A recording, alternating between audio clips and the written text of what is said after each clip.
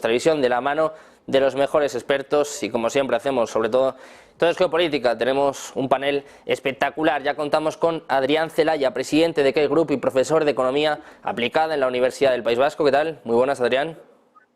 Hola, ¿qué tal? Encantado de estar con vosotros, como siempre. Igualmente, encantado también. Contamos con Fernando Moragón, experto en geopolítica, especializado en Rusia, Asia Central y China. ¿Qué tal? Muy buenas, Fernando. Hola, encantado, como siempre igual, un placer estar con vosotros. Un placer tenerte por aquí. También contamos con Luis Rodrigo de Castro, Relaciones Internacionales del CEO. ¿Qué tal? Muy buenas. Buenas tardes, ¿qué tal? Si les parece ya, sin más dilación, empezamos a hablar porque, como ven, hay muchísimos temas que hablar. Una semana muy movidita en el terreno geopolítico y, si os parece, empezamos hablando del conflicto en Ucrania, sobre todo la última hora que pasa por Lavrov, ha sido el protagonista del día de hoy, el ministro de Asuntos Exteriores de Rusia, y esta cumbre secreta que está diciendo del G7, esta fórmula de paz promovida por Zelensky, no solo en los últimos meses, se lleva ya desde luego bastante tiempo hablando de esto. Luego no sabemos si se está muy abierta a estas conversaciones de paz, porque dice Lavrov que una cosa es lo que dice y otra cosa es lo que hace, pero bueno, en las últimas horas el propio Lavrov, protagonista, dice pues que va a haber una reunión, que ya ha habido una hace 10 días y que en torno a enero o febrero van a intentar pues llegar a algún tipo de acuerdo, llegar a algún tipo de paz a espaldas de Rusia. Eso sí, Adrián, no sé cómo ves esta posible reunión secreta del G7 que está apuntando Lavrov. ¿Qué puede pasar en esta reunión?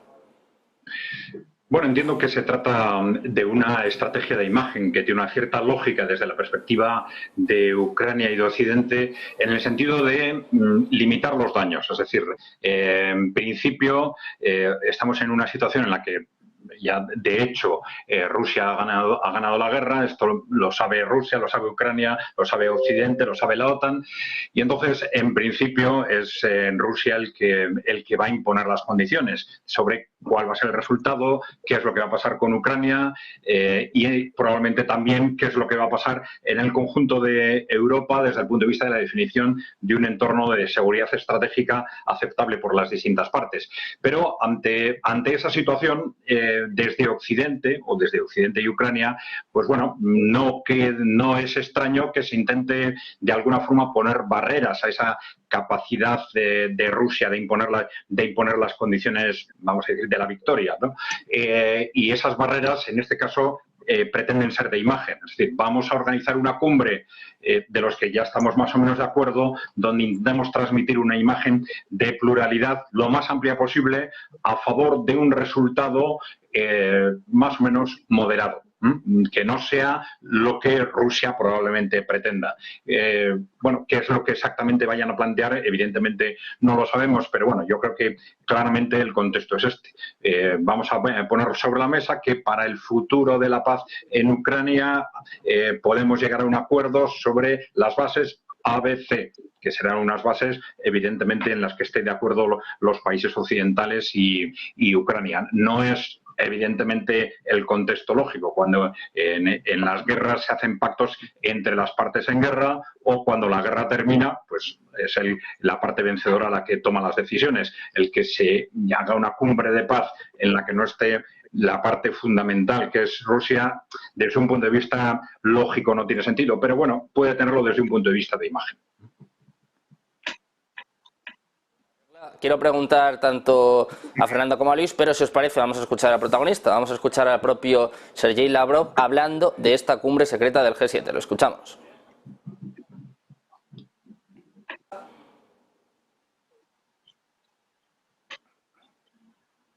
Tuvimos una reunión G7 con los países en desarrollo, donde no todos los países de la mayoría mundial participaron. Algunos rechazaron la participación, pero se celebró en un secreto total. No se dijo nada de ello, no hubo ninguna filtraciones, y usted sabe. Y nosotros sí que lo sabemos, los que participaron en esta reunión de nuestros aliados cercanos, de los países con ideas afinos. afines no guardan ningunos secretos que tienen que ver con la Federación de Rusia. Y acordaron celebrar una reunión más en enero y en febrero. Tienen previsto celebrar una cumbre de la paz donde esta forma de paz será aprobada. Lo que nos están diciendo, y eso se comprueba con diferentes fuentes, el Occidente dice que hay 10 puntos de Zelensky y no se puede hacer ni un paso atrás ni un paso por delante. Hay que aprobarlo como lo es. Bueno, pues estas son las palabras de Lavrov, del ministro de Asuntos Exteriores ruso, hablando sobre esta reunión secreta del G7, esta fórmula de paz de Ucrania, pues que quiere implementar Zelensky, o al menos eso es lo que dice. Fernando, ¿qué te parecen las palabras de Lavrov y esta cumbre secreta del G7, pues intentando buscar una solución, eso dicen? En el supuesto de que haya sucedido, como nos lo cuenta Lavrov, pues sería básicamente... es decir, un elemento más de la estrategia que vienen desarrollando Occidente y Ucrania, sobre todo Occidente, es decir, y Estados Unidos, de ir cambiando el discurso, estamos ganando la guerra, la ganamos pero no tanto, la ofensiva ha fracasado al final lo tenemos que reconocer. Estamos en una situación en la que los frentes están estancados, allá directamente pasar a decir que la guerra la están ganando los rusos. Pues tienen que ir cambiando el discurso y la narrativa para vender al mundo que al final, no se ha podido ganar, que se le va a hacer y sobre todo Estados Unidos deshacerse de una guerra que ya le es muy incómoda al presidente Biden. El presidente Biden no quiere llegar a las elecciones con el tema de Ucrania, no ya abierto, sino cerrado, pero a favor de Rusia. Entonces, quiere deshacerse de él rápidamente. Hay síntomas que yo creo que son síntomas clarísimos de cuando algo se está desmoronando, y tanto a vía militar como vía política. Es decir, el ejército ucraniano no tiene reservas. De ahí toda la movilización de los 500.000, bastante irreal, pero bueno, en la cual... síntoma de desmoronamiento, ya la clase política ucraniana está enfrentada entre sí públicamente. Zelensky dice, no, es que hay que reclutar a 500.000 y tal, y esto me ha aconsejado el general Zeleuni, el jefe del ejército, que haya esta leva. Y llega Zeleuni y dice, no, yo no le he dicho nada a Zelensky, es cosa suya. Es decir, esto ya, los navajazos traperos que se están pegando los dirigentes ucranianos ya son públicos y cada vez mayores, porque están en modo sálvese quien pueda. Zelensky es un cadáver político, no va a negociar nada ni va a hacer nada. Es decir, al final los rusos negociarán con el sucesor de Zelensky, que ya veremos quién es. Y luego ya digo, los avances que están haciendo los rusos en el frente son diarios y continuos, pero no es relevante en sí el hecho de que vayan avanzando y que hayan tomado Marinka definitivamente después de año y medio y estas cosas. Es que están destruyendo al ejército ucraniano y está colapsando.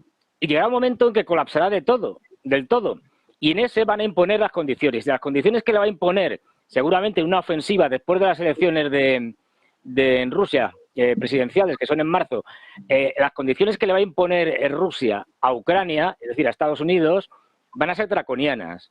Entre ellas, quedarse con más de la mitad seguramente de Ucrania, y lo que quede de Ucrania desmilitarizado, sin ejército y con control directo sobre el terreno de Rusia. Eso como mínimo, porque va a ser una rendición incondicional. En el momento que un ejército colapsa, es decir, ya no funciona como tal ejército, ya no tienes nada con qué negociar. Y eso va a ser un regalo envenenado tanto para el presidente Biden, que a ver cómo sale de esa, y para la Unión Europea, es decir, y la OTAN. Que, a ver, no olvidemos, esto es una guerra de la OTAN contra Rusia. Es decir, que la OTAN va a ser no solo una derrota de Ucrania, sino una derrota de la OTAN. Y esto Putin ya lo tiene muy claro, por eso le vemos tan sonriente últimamente, y sabe lo que va a pasar. Y esto lo sabemos todos. De hecho, fíjate cómo será la cosa, que ya incluso están... Hoy he leído lo que Lavrov estaba hablando con el ministro de Exteriores indio, para llegar a acuerdos, están ya, según parece, bastante cerca, para la producción de armamento y munición conjunta con la India. Es decir, esto ya te lo dice todo. Ya lo hizo con Corea del Norte, Irán hace tiempo que ya es socio militar en este aspecto, cada vez son más. Es decir, Europa lo tiene crudo. Y bueno, luego los alemanes haciendo tonterías, como diciendo que van a poner una base en los países bálticos y tal. En fin, ahí hay que tener claro, como decía antes mi compañero, de que todo el mundo sabe ya el resultado del partido, que va a ser una derrota aplastante, brutal de Ucrania, y luego están ya echándose las culpas unos a otros. También están echando las culpas los norteamericanos y Occidente a los ucranianos, diciendo, es que esta gente no sabe luchar. Y los ucranianos se le están echando, como bien señalabas, a los norteamericanos. Si es que no nos han dado las armas a tiempo. Y claro, así es imposible. Estos son síntomas claros ya de que no hay nada que hacer por parte de la coalición occidental ucraniana. Pues enseguida, Fernando, entramos en todas estas cuestiones, como decías, Ucrania encima, echando la culpa a Europa en las últimas horas, después de toda la ayuda que le ha suministrado también, de luego, la Unión Europea. Luis, quiero preguntarte también por esta cuestión, estas palabras de Lavrov y esta reunión secreta, esta fórmula de paz de Zelensky, ¿qué podemos extraer, qué podemos leer de estas palabras de Lavrov? Bueno, yo en primer lugar diría que bueno, pues es una reunión si se ha celebrado como se está diciendo, bueno, yo lo interpreto como una fijación de una posición mínima entre los socios europeos, que son los que han estado suministrando armas a Ucrania, de cara a una posible negociación final. Aquí podemos estar hablando de una negociación de paz, pero es que, como decía, creo que era Adrián, si no está una de las dos partes contendientes, pues no tiene mucho sentido hablar de una mesa de paz porque no están representados los dos intereses, ¿no? Yo lo veo más como una posición de mínimos aceptables de Europa respecto a Ucrania, o de Europa del G7, mejor dicho, porque está Europa, pero también está Estados Unidos y está Canadá, pero a partir de ahí es qué vamos a aceptar y qué no podemos aceptar. Yo creo que van por ahí más los tiros. Y luego también mencionaba, creo que era Fernando, el tema de las elecciones en Estados Unidos, que claro, a Biden no le interesa llegar con el frente abierto a las elecciones que empiezan la semana que viene. Empiezan ya las primarias en los diferentes estados y se irán sucediendo hasta finales de año prácticamente, cuando en noviembre pues tengan lugar las elecciones. Pero es que tampoco hay que olvidar que hay elecciones al Parlamento Europeo y precisamente también hay tendencias que están mostrando que el próximo Parlamento Europeo será mucho más atomizado, mucho más polarizado, y fuerzas euroescépticas podrán tener un peso mayor del que están teniendo, con lo cual esta fatiga bélica que estamos viendo en Estados Unidos al acercarse cuanto más en el tiempo las elecciones, también yo creo que la vamos a ver en Europa. Las elecciones en la Unión son en junio, no son en noviembre, por tanto, también yo creo que hay cierto miedo, cierto resquemor en que partidos como, por ejemplo, pues aquellos calificados como ultra, pues por ejemplo el Frente Nacional de Marine Le Pen, el partido de Giorgia Meloni o incluso el de Salvini, ciertos partidos de ese corte más euroescéptico, más desafiantes, incluso también, por qué no decirlo, más filorrusos en algunos sentidos, bueno, pues puedan tener un peso mayor en un parlamento que tradicionalmente ha sido muy moderado y en el que han gobernantes hacia el centro, ¿no? Los socialdemócratas, los democristianos y los centristas propiamente dichos, ¿no? Yo creo que esto también hay que tenerlo en cuenta, pero ya digo, yo esto lo interpretaría como una posición de mínimos de qué se puede aceptar desde Occidente, puesto que al final esas declaraciones de Europa no sabe guerrear, bueno, yo creo que también hay que ser un poco más leal con aquellos que te han estado suministrando armas todo este tiempo, pero yo no lo pasaría más allá de algo carente de todo sentido, porque no está Rusia.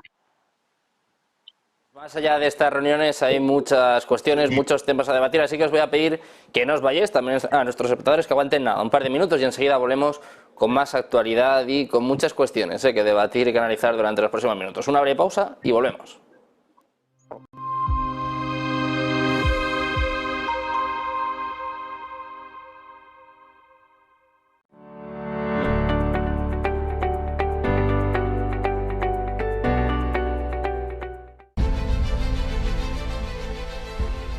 No puede volver atrás y cambiar el principio, pero puede comenzar donde está y cambiar el final.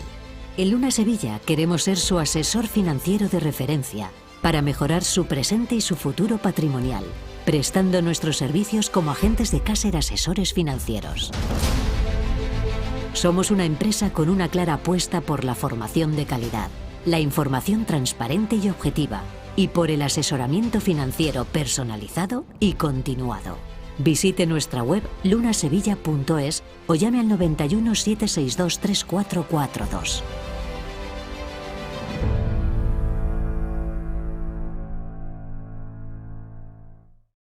¿Se puede poner a prueba vuestra tecnología de trading? Sí. ¿Y vuestra ejecución funciona al milisegundo? Sí. ¿Y vuestros spreads están entre los más bajos del mercado, no? Si quiere, puede probar nuestra primera vez.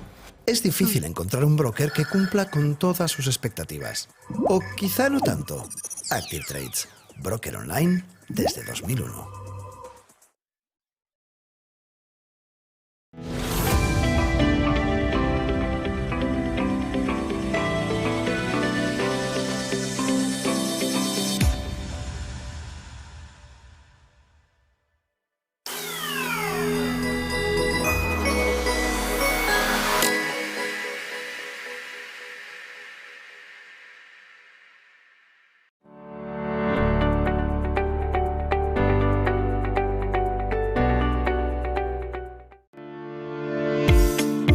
Dicen que el tiempo lo cura todo, pero los inversores en bonos que se han visto perjudicados por la compra de Credit Suisse pueden necesitar más que unos meses antes de estar dispuestos a lanzarse a por los bonos de capital adicional Tier 1, los AT1, que el VS espera todavía colocar en el mercado. Es fácil entender por qué los inversores en deuda subordinada pueden mostrar cautela, porque recibieron un duro golpe cuando el banco suizo aceptó hacerse cargo de su rival en quiebra en marzo.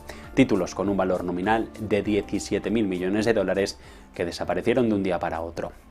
Y lo que es peor, fueron borrados a pesar de que los accionistas consiguieron retener algo de valor, en un extraordinario vuelco de la jerarquía tradicional del capital. Los bonos AT1, los convertibles contingentes, los COCOs, se crearon a raíz de la crisis financiera de 2008. Era una forma en la que los bancos que colapsaran absorbieran las pérdidas, lo que hacía menos probable un rescate financiado por el contribuyente. Apuesta arriesgada, porque si un prestamista se mete en problemas, esta clase de bonos se pueden convertir rápidamente en capital o amortizarse por completo. Son de mayor riesgo y por eso ofrecen un mayor rendimiento que la mayoría de los emitidos con calificaciones crediticias similares, lo que los hace populares, sobre todo entre los que tienen dinero, los clientes institucionales. Por lo general, los tenedores de bonos, en el orden jerárquico, están arriba. Cuando un banco colapsa, los accionistas son los primeros que pierden, pero debido al cambio de las normas, por el caso Credit Suisse, ya nada está sobre seguro.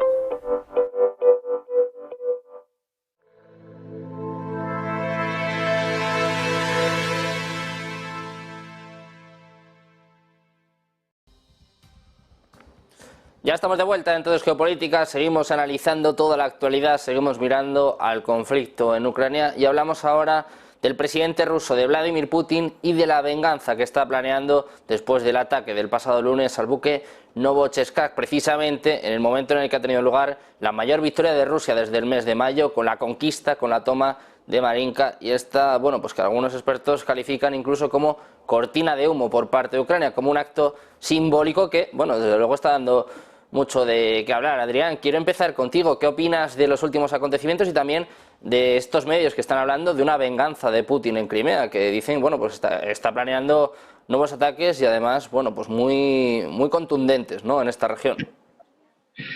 Sí, vamos a ver. Bueno, estos movimientos de ataque en particular hacia Crimea, en realidad, más que de Ucrania, están protagonizados por Estados Unidos y Gran Bretaña, y fundamentalmente Gran Bretaña, que es la que está poniendo los medios técnicos, tecnológicos para poner estos ataques en marcha. Claro, esto se sabe en Rusia, ¿no? Se sabe perfectamente. Y claro, estamos en una dinámica en la que, dentro de ese contexto que ya hemos comentado, de que la guerra en Ucrania está perdida para Ucrania y está ganada para Rusia, los gestos pueden ser muy importantes para gestionar este tema dentro del propio Occidente. Entonces, transmitir esta capacidad de atacar puntos concretos, o en Crimea, o en Moscú, o o donde sea, pues pueden dar una cierta tranquilidad, un cierto respiro desde el punto de vista de esa angustia de la derrota, ¿no? Pero claro, es un contexto también muy peligroso, porque evidentemente está empujando las respuestas, en una situación límite en la que ya no estamos hablando, ya digo, de Ucrania-Rusia, sino de Rusia-OTAN, ¿no? Y claro, Rusia sabe perfectamente que detrás de estos movimientos está la OTAN, están países como Estados Unidos y Gran Bretaña, entonces las respuestas pueden ser, evidentemente, también muy peligrosas. Es algo parecido a lo que se está diciendo alrededor de los F-16, que van a tener estas entregas de F-16, van a tener muy difícil acomodo en aeropuertos, en bases en la propia Ucrania, que quizás van a tener que despegar de otros países, y ya se ha advertido claramente que esto va a suponer convertir esos puntos de despegue en destinos de posibles ataques de Rusia. Es decir, estamos ya en una situación límite en la que, más allá de Ucrania, por querer tener gestos de imagen, de transmitir, bueno, que también tenemos capacidad de respuesta, pues nos están poniendo al conjunto de Europa o al conjunto del mundo en una situación de gran riesgo, ¿no? Desde el punto de vista de lo que está pasando en el terreno, en la propia Ucrania, bueno, yo creo que es importante tener en cuenta que efectivamente, creo que lo ha comentado antes Fernando, el contexto de fondo es el del colapso en el que está ya introducido el ejército de Ucrania, ¿no? Porque no estamos ante movimientos que sean consecuencia de vamos a decir, de ofensivas o de una gran ofensiva terrestre de Rusia, ¿no? Rusia simplemente está aprovechando ese colapso que se está produciendo en toda la línea del frente en el ejército de Ucrania para conseguir avances en un sitio y avances en otro. Pues un colapso que va a ir lógicamente a más, porque continúa ese deterioro en cuanto a la capacidad de combate de los soldados, de las unidades de Ucrania, en cuanto a la capacidad del material que están utilizando. Ese deterioro es constante y va más, y al contrario, el reforzamiento militar del ejército ruso también es constante, o sea que es una cuestión de tiempo, y esto ya todas las partes lo saben. A medida que pasan los días y pasan las semanas, ese colapso del ejército ucraniano va a ir a más, las posibilidades de avance también territorial del ejército ruso van a ir a más, y entonces ya tenemos la situación de una carrera contrarreloj hacia el final de la guerra y sin duda ninguna puesta en marcha. Todo el episodio que vimos el pasado lunes, como decía, ¿no?, con la victoria, con la toma de Marinka, con Rusia avanzando cada vez más en la provincia de Donetsk, y sobre todo con este ataque a este buque de guerra ruso que, bueno, el propio Zelensky celebraba como una victoria, ¿no? Bueno, pero eso, a ver, es decir,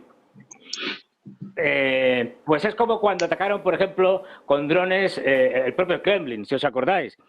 Bueno, un acto simbólico, en este caso, pues aunque lo hundan entero, es decir, no sé cómo estará el buque, es decir, pero tampoco va a cambiar nada la guerra, que ya no es una cuestión, bueno, lo puedes utilizar pues eso como propaganda y tal, finalmente hemos tenido un éxito, pero no olvidemos también de que como nos hemos centrado mucho, lógicamente, en el conflicto israelo-palestino, hemos dejado un poco como en segundo plano en muchas cosas del conflicto en Ucrania, de la guerra en Ucrania, y no olvidemos una cosa, es que lo de la famosa venganza, es decir, se está vengando todos los días, pero todos, hay ataques nocturnos en profundidad de misiles, de drones, que llegan a las principales ciudades de Ucrania, incluida Lvov, es decir, siguen destrozando completamente, digamos, las infraestructuras, los cuarteles generales, todo lo que es tema también de almacenamiento de combustible, de municiones, etcétera, toda la logística en la retaguardia profunda de Ucrania, cosa que sí pueden hacer los rusos, pero que no pueden hacer los ucranianos con Rusia, más allá de, pues eso. Los rusos saben perfectamente que esto está, en el caso del Mar Negro, esto está fundamentalmente teledirigido por los británicos de Odessa, donde tienen su principal base, y bueno, en cuanto a venganza, no olvidemos que Putin, por sus características, es un hombre que está formado en la KGB, que no es de estos que se levantan y dicen, uy, me han hundido un barco, ahora se van a enterar. No, es un tipo frío. Es decir, y si ha dicho algo de esto y tal, es porque seguramente lo tenía pensado desde antes, independientemente de que lo hundan el barco o no, y lo está utilizando por alguna razón. Pero ya digo, la venganza la está haciendo todos los días. Y en cuanto a la línea de frente, fíjate, incluso la cabeza de puente que tenían en Gerson, que la vendieron los ucranianos como algo extraordinario, la están reduciendo los rusos y prácticamente están a punto de retirarse los ucranianos. Pasa igual en lo poco que conquistaron la famosa ofensiva de primavera-verano, en la zona de Rabotino y tal, igual. Lo están reconquistando los rusos. Pero es que sigues hacia arriba, te encuentras lo de Marinka. Bueno, antes están avanzando hacia un cruce que es muy importante, de Konstantinovka, tomando una ciudad que se llama, a ver si me acuerdo, Novoseskaya o algo así, mal dicho. Pero luego arriba tienes que por encima de Marinka, Adivika está casi encerrada, está casi en un cerco. Poco a poco ya han logrado penetrar dentro de la ciudad y Adivika caerá en enero. Es decir, eso está claro, porque han hecho una pequeña parada y ahora están otra vez forzando allí. Pero es que te vas arriba, al norte, a Kupiansk, y también están avanzando y destrozando al ejército ucraniano. Es decir, es que es toda la línea del frente. Y esa presión, que no tiene como principal elemento el ganar terreno, sino destrozar al ejército ucraniano. Y cuando lo destrozas, obviamente, ganas terreno, pero porque se retiran. De hecho, ahora mismo ya lo que están intentando los militares ucranianos y buena parte de o por lo menos los militares norteamericanos, no así los políticos, que no se enteran, es de que de cualquier manera los ucranianos pasen a la defensiva. Ni se les ocurra hacer ni un ataque. Pasen a la defensiva y a una defensiva retrasada. Es decir, no. La zona, por ejemplo, de Bakhmut, que ha sido la gran estrella de este año con la toma del grupo Wagner, etcétera, etcétera. Hubo una ofensiva paralela en primavera-verano para intentar cercar Bakhmut por parte de los ucranianos y dejarla aislada de las tropas rusas, y lo que pudieron tomar en aquel momento ya lo han recuperado los rusos, y al revés, están avanzando hacia Chasiv Yar, que están a punto de entrar en la parte más oriental de Chasiv Yar. Es decir, además día tras día, o sea, tú vas consultando los mapas y vas viendo los avances día tras día. Es decir, ahora mismo lo que se pretende es fortificar al ejército ucraniano, cuanto más en la retaguardia mejor, para que aguante más. Ahondando en esta cuestión, Luis Rodrigo, quiero preguntarte también por esto, y sobre todo Ucrania, que está empezando a admitir ciertas pérdidas, ¿no? Ciertas derrotas. Sorprendía el propio Zaluzny esta semana, este martes, si no recuerdo mal, admitiendo la derrota en Marinka. Y ahora otro alto cargo del ejército ucraniano está hablando de que Rusia está avanzando, de que diciembre ha sido el peor mes del año, ha sido el mes más difícil, algo que más o menos ya podíamos intuir, pero además dice un poco en la línea de lo que estaba comentando justo Fernando, que tanto Marinka como Adivka pues que no van a aguantar mucho, ¿no? Que no pueden resistir mucho más. Sí, esto dicho en boca de un general o de un alto mando del ejército ucraniano, pues ya es un síntoma claro de que las cosas no están yendo como, por ejemplo, el presidente Zelensky quería vender el otro día cuando sucedió lo del barco en Crimea, ¿no? Es decir, que hay una diferencia entre el relato oficial y los hechos que se están produciendo.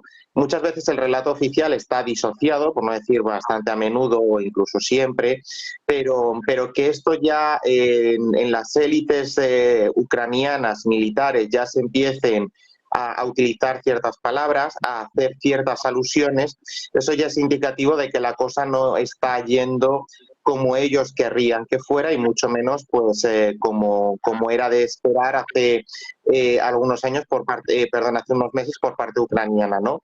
Esto, hilando con lo que hemos dicho anteriormente, esto está sentando las bases para la negociación, el próximo fin del conflicto, pero bueno, hay que despejar en qué términos, ¿no? Decía Fernando antes que bueno, pues toda la franja que va desde la parte oriental de Ucrania hasta Odessa, pues pasaría a manos rusas. Aquí estamos viendo ya la antesala de esa negociación de la que tantas veces hemos hablado, que Ucrania va a seguir existiendo, eso está claro. Lo que hay que clarificar es que Ucrania va a continuar como Estado independiente si todo avanza como parece que se está llevando a cabo, y habrá pérdidas territoriales. Y esto también es una cuestión bastante importante desde el punto de vista interno, porque Zelensky ha repetido hasta la saciedad que él no va a ceder un milímetro de territorio ucraniano a Rusia. Esto, como creo que era Fernando decía también, está provocando ciertas grietas, ciertos resquemores, incluso, por utilizar la expresión coloquial, bueno, pues cuando el barco se está hundiendo, pues intentar salvarse a toda costa Klitschko, Zelensky y cada uno de los miembros del gobierno, de la cúpula militar, etcétera, ¿no? Yo creo que en el 2024 muy probablemente, aquí ninguno tenemos la bola de cristal, por tanto yo voy a evitar hablar en un futurible certero, ¿no? Pero muy probablemente el 2024 suponga el fin del conflicto y estamos a expensas de ver en qué condiciones se produce ese fin. Sí que es verdad que Rusia está consolidando posiciones que ya había tomado, incluso está avanzando mucho más. Ucrania tampoco puede resistir mucho tiempo, porque estamos hablando de un país en términos de población de 47 millones, de los cuales, según cifras oficiales, en torno a 7, 8, y digo cifras oficiales porque extraoficialmente pueden ser incluso 10, 11 millones, habrán abandonado el país, más los caídos, que también hay que contrastar las cifras oficiales con las extraoficiales. Y aquí hay un problema no solo territorial, sino también de futuro para esa zona, ¿no? Para esas regiones que están en guerra, porque más pronto o más tarde el conflicto acabará, pero el país habrá que reconstruirlo. Muchas veces cuando hablamos de reconstrucción nos viene a la mente sobre todo la reconstrucción material, ¿no? Bueno, pues los fondos que la Unión Europea puede destinar para que Ucrania empiece la reconstrucción con vistas a su posible adhesión, por supuesto que sí, pero aquí hay un hecho todavía mucho más trascendental, y es la reconstrucción sociodemográfica. En un país en el que 11 millones de los 47 que tenían antes de la guerra, que en términos poblacionales era bastante similar a España, imaginemos que ahora mismo España sufriese una pérdida en la que sobre todo mujeres y niños salen en torno al 30%, y parte de la población masculina ha caído a manos de la guerra, ¿no? Bueno, pues esto puede causar un shock demográfico bastante considerable que bueno, pues es una de las grandes claves para la reconstrucción del país, ¿no? Yo por no extenderme mucho más, creo que esto está próximo a consolidarse, la posición rusa en Ucrania, que no hay mucha más alternativa para Zelensky que hay que intentar asumir, y digo intentar asumir porque no va a ser fácil tampoco venderlo a la opinión pública, pero debería ir asumiendo que parte del discurso que ha llevado estos 2 años pues ya no se sostiene de cara al interior, pero tampoco al exterior, e intentar bueno, pues salvar los muebles de la mejor manera que pueda, ¿no? Hablo de manera territorial, pero también pues esto que nos ha intentado vender de la gloria, del prestigio. Bueno, pues yo creo que cuanto más tiempo se empeñe en continuar con las hostilidades, peor servicio le va a hacer al país, porque va a acabar produciendo una catástrofe, y no solo en términos materiales, sino también personales. Pues precisamente andando en esta materia, Adrián, quiero preguntarte por la misma cuestión. Ucrania, que, como estaba diciendo Luis, empieza a utilizar ciertos términos, bueno, pues que ya dejan entrever la situación que hay en el frente, ¿no? Ya empiezan a admitir derrotas, empiezan a admitir, por ejemplo, en este caso la pérdida de Marinka. Parece, bueno, pues que estamos llegando al fin del conflicto. No sé si para terminar el año que viene, no sé si antes de las elecciones rusas, de las elecciones de Estados Unidos, pero parece que solo queda dirimir un poco la repartición de Ucrania, ¿no? ¿Qué va a pasar ya a partir de ahora? Sí, efectivamente. Yo creo que la velocidad del proceso dependerá probablemente de la velocidad del colapso de Ucrania, ¿no? En principio, en la situación actual, parece que Rusia no tiene demasiada prisa. Tal como están las cosas, el ejército ucraniano se continúa destruyendo en hombres y en material. Rusia se va fortaleciendo de día en día. ¿Qué puede suceder? Bueno, pues que en un determinado momento el colapso del ejército ucraniano sea de tal dimensión que simplemente quede el terreno libre para que Rusia haga los avances territoriales que estime oportunos, o bien que en un determinado momento Rusia cambie de estrategia y decida lanzar una ofensiva para acelerar el proceso, ¿no? ¿Qué factores pueden llevar a Rusia a acelerar el proceso? Puede haber un factor de muy largo plazo, ¿no? Es decir, Ucrania está derrotada, en buena parte podemos decir que la OTAN está derrotada en Ucrania. Se ha reconocido por expertos y por los propios gobiernos occidentales, por la propia OTAN, que los países de la OTAN se han quedado sin reservas, salvo Estados Unidos. Los países europeos no tienen reservas. De Alemania se ha dicho que en caso de un conflicto no tendría más que para 24 horas de municiones, ¿no? Están sin reservas de tal forma que no serían capaces de reactivar o de hacer frente directamente a Rusia si quisieran, ¿no? Y entonces están hablando de la posibilidad de que Europa y Estados Unidos reactiven su capacidad militar, y para esto necesitarían entrar en una dinámica de economía de guerra y dejar pasar quizás un periodo, han dicho ellos mismos, ¿no?, de 2, 3, 4 años, para que a través de esa economía de guerra pues poner al día su armamento, recuperar su capacidad en cuanto a municiones, etcétera. Ese podría ser un horizonte de largo plazo al que a Rusia no le interesaría llegar.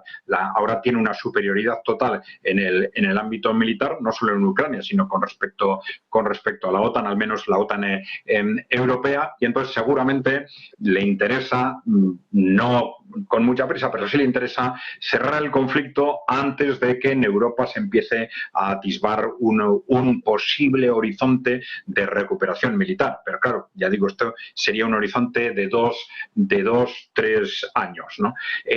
Mientras tanto, claro, lo lógico sería que a alguien se le ocurra intentar una negociación o una rendición, desde la perspectiva de Ucrania. Pero si lo que hemos dicho más de una vez, que ya desde la perspectiva de Ucrania, de lo que es el conflicto en Ucrania, ya no tiene sentido otra cosa que no sea una claudicación, una rendición y la negociación de las condiciones concretas de la rendición. Esto sí exigiría una negociación del contexto estratégico mundial, o por lo menos europeo, del contexto de seguridad, algo que debería haberse hecho antes de que empezara este conflicto en el año 22, que Rusia lleva muchos años planteándolo y que desde Europa no se ha intentado, ni desde Europa ni desde Estados Unidos, y que debería abordarse cuanto antes, si queremos evitar el riesgo mayor, que sería el de una guerra mundial, un conflicto directo OTAN, países emergentes, Rusia, China, que tendría evidentemente un riesgo altísimo de derivar en una guerra nuclear.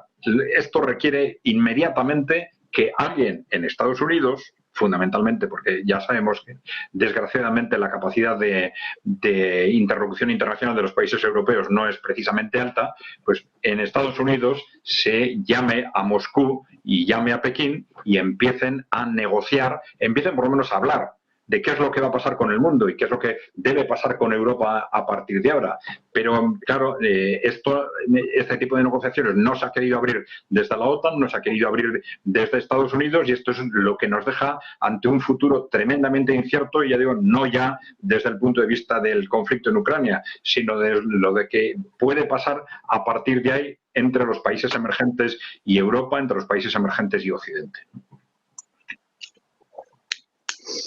Preguntarte también sobre esta cuestión, sobre Ucrania, cómo está poco a poco dando marcha atrás, ya no solo retirándose de algunos territorios, sino también admitiendo ciertas derrotas y además culpando a Europa. No sé si lo escuchabas al principio del programa, Fernando, que decía Kuleva, sí, decía el ministro de Asuntos Exteriores de Ucrania, que la culpa es de Europa, ¿no? Que es que Europa no sabe luchar, no sabe prepararse para una guerra.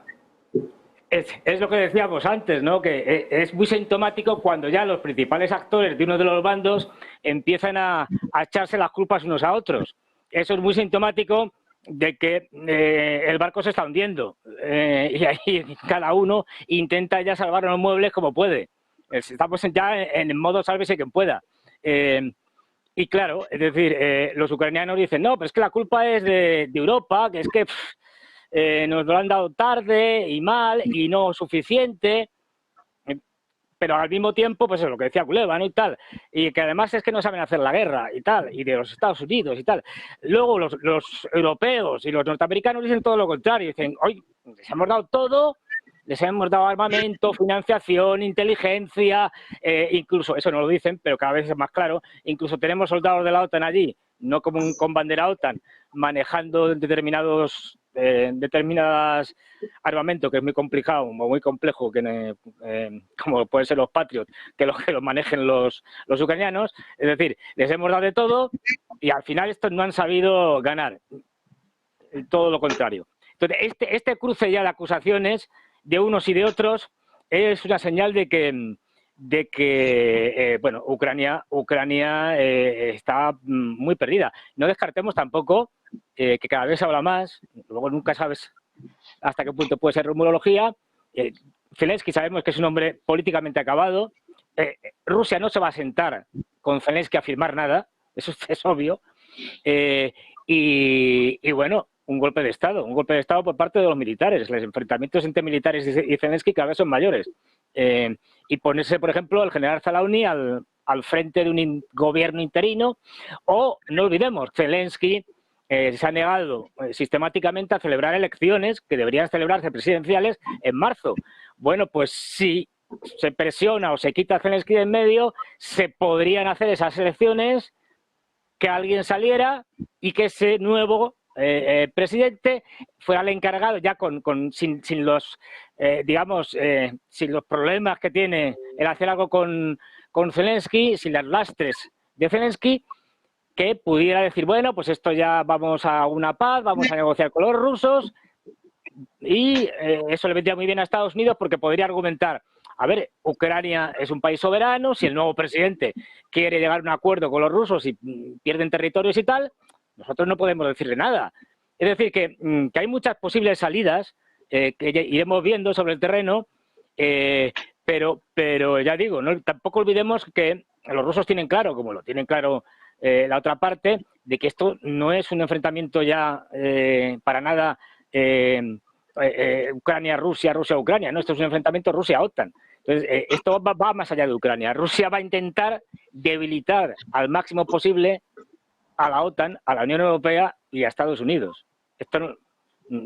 Y a partir de ahí, por lo que yo sé, después de marzo, después de las elecciones, hasta marzo no van a hacer nada más que lo que están haciendo ahora, que no es poco, pero, por ejemplo, fomentar las divisiones internas. Como bien señalabais antes mis compañeros, hay elecciones al Parlamento Europeo, por ejemplo, y ahí tenemos que no solo ya partidos como el Fidesz de Orbán o Eslovaquia o el partido de ultraderecha holandés, de Wilders, no, pero es que incluso Alternativa por Alemania, que está más a la ultraderecha que todos estos, pues puede sacar unos resultados espectaculares. De hecho, en las encuestas para las elecciones alemanas, si hubiera ahora mismo elecciones en Alemania, pues están sacando unos resultados tremendos, con un hundimiento de los socialdemócratas espectacular. Pero claro, es decir, la gestión que está haciendo Scholz y los verdes y tal, y los liberales, no puede ser más nefasta, están hundiendo el país. Y ya digo, en Estados Unidos, según cómo les vaya a los demócratas y a Biden, nada es descartable. Desde luego, yo lo que no veo es que la OTAN intervenga directamente para frenar a Rusia, que sería la única manera en la que Ucrania podría ganar. Entre otras cosas porque los europeos tienen ejércitos, vamos a ver, prácticamente sin capacidades, es decir, si no tienen armamentos, si no tienen municiones, como no se dediquen a lanzar piedras, y no olvidemos, cualquiera que sea el número de bajas, todos sabemos que tanto del lado ruso como del lado ucraniano está habiendo muchas bajas muy altas, por encima de los 100.000 y de los 200.000. ¿Cuántas bajas, de verdad, seriamente, cuántas bajas aceptaría Europa? Vamos a ver, ni 1.000. Se retiran antes, firman una rendición incondicional, pero los europeos, no los ucranianos. Europa como actor militar es irrelevante, no tiene capacidades. De hecho, además, esto no es nuevo. Es decir, ya los norteamericanos, no olvidemos, después de los atentados del 11 de septiembre, cuando intentaron invocar los europeos el artículo 5 de la OTAN para ponerse a disposición de los norteamericanos dijeron que no lo hicieran porque son un problema, no una ayuda. Entonces, Europa, desgraciadamente, ojalá me equivoque, pero Europa, tanto desde el punto de vista económico como militar, como capacidad de influencia política en el mundo, está en caída libre, y esto no ha hecho más que empezar. Europa va a ir al desastre. Vamos hacia una medievalización de Europa en todos los sentidos. Bueno, pues antes de terminar, para hablar de más temas, si os parece, Luis, vamos a hablar también de Corea del Norte. Kim Jong-un avisando en las últimas horas, otro conflicto que se abre, está preparándose el ejército para la guerra directamente, es lo que ha dicho, y además también, precisamente ya que hablamos de Rusia, ha dicho también pues que quiere fortalecer los lazos con Rusia y desarrollar también su programa nuclear de cara a 2024. Corea del Norte, otro foco de tensión, ¿no?, que se abre de cara al año que viene. Sí, y aquí cuando hablamos de Corea del Norte siempre conviene un poco calmar las aguas, ¿no? Porque sí que es verdad que el aspecto militar, la militarización del país es algo que traspasa, ¿no? Es algo muy capilar en toda la sociedad norcoreana que vive en torno a un conflicto permanente, que vive en torno a la idea de militarización, que vive en torno a esa idea no resuelta, un poco irredentista también de lucha continua con el sur. Aquí sí que es verdad que Kim Jong-un y Corea del Norte, por extensión, siempre nos tiene acostumbrados, es como una especie de montaña rusa, ¿no? Siempre hay tensiones, hay altibajos coyunturales que tienen mayor reflejo, por ejemplo, cuando lanza algún misil en las aguas territoriales norcoreanas o incluso en el mar, en el espacio marítimo que hay con Japón. Bueno, esto es algo periódico que a lo largo de la historia y a lo largo de los diferentes momentos que podamos ir viviendo se repite, ¿no? Es cíclico. Pero tampoco hay que olvidar que Corea del Norte no tiene el potencial que tiene Rusia. Es un país empobrecido, es un país que casi, perdón, que si lo comparamos con China, obviamente pues tiene el apoyo de la superpotencia asiática, tiene buenas relaciones con Rusia, pero no es algo tan avanzado como estos dos socios, ¿no? Y además aquí tenemos la otra gaza, ¿no? La de Corea del Sur. Yo creo que cuando se refiere a una guerra o que la sociedad norcoreana se está preparando para una guerra, pues obviamente no va a ser con los vecinos del norte, que son China y Rusia, porque ya digo, tienen buenas relaciones, sino que esa retórica permanente que hay que, recuerdo otra vez eso que está presente en la sociedad, esa continua alusión a la guerra, y además es una guerra que no está finalizada, no hay un tratado de paz con Corea del Sur, ¿no? Pues obviamente se dirige a su vecino septentrional. Pero yo aquí sí que no veo un conflicto lanzado desde el norte con capacidad de tener el mismo resultado que en el caso ucraniano del que hemos estado hablando esta tarde, ¿no? Primero porque Corea del Sur es un país muy desarrollado, mucho más de lo que es Corea del Norte, no solo en términos comerciales, sino en todos los sentidos. Es un país que también cuenta con el respaldo de Estados Unidos y de manera indirecta Japón también podría verse arrastrado a apoyar a Corea del Sur, precisamente para contrarrestar un poco la influencia china en esa zona tan caliente en los últimos tiempos, ¿no? No solo con Taiwán, sino también con el tema de las islas artificiales y la disputa por el liderazgo en Asia, que hace unos 20-30 años correspondía a Japón y ahora es indudablemente China, ¿no? Es decir, hay muchos intereses que decantarían que Japón cayera también o mostrara su apoyo a Corea del Sur. Yo creo que yo de momento no lo sacaría más allá de esas declaraciones periódicas del líder norcoreano, que basa bueno, es una república, pero es en parte una dinastía hereditaria, ¿no? Basa su propia supervivencia en este clima bélico permanente. Yo, por calmar un poco más las aguas y contrarrestarlo con el tema de Ucrania, ya digo que yo no veo ahí un conflicto latente con posibilidades de estallar. Precisamente tampoco lo veo en Taiwán, ¿no? Pero lo vería mucho más factible en la isla de Formosa que en la península coreana. Bueno, pues nos despedimos con la mirada puesta también en Corea del Norte. Os damos las gracias, Luis, Fernando, Adrián, por acompañarnos esta tarde, sobre todo, bueno, contarnos y explicarnos también todo lo que sucede en el ámbito geopolítico. Muchas gracias a los tres. Muy buenas tardes. Gracias a vosotros. Un placer.